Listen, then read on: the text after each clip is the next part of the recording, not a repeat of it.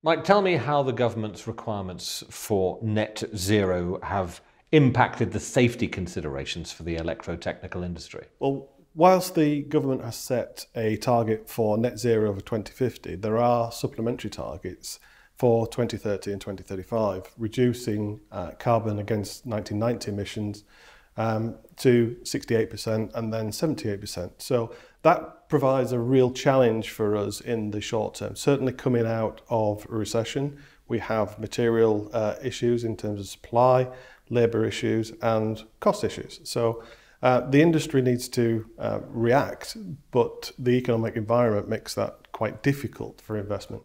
So in terms of safety itself, it's about really getting the number of people required on the ground with the requisite and required training, skills and knowledge to provide those services safely.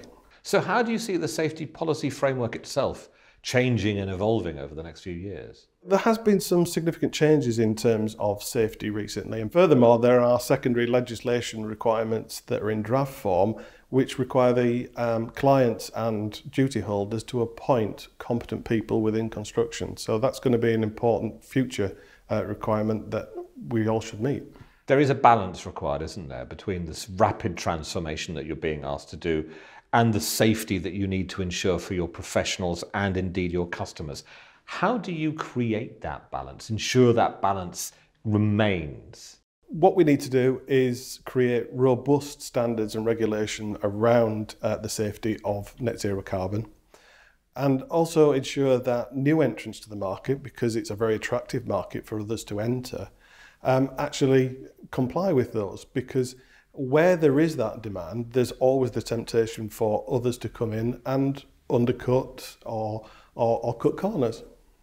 This would seem to have bonuses as well, not just from the fact that you are contributing to a net zero economy, but actually in ensuring that you get the right people practicing their trade in the right way. So there is a win-win here, isn't there? Absolutely. The challenge for us is how we do that as quickly as possible to meet those targets.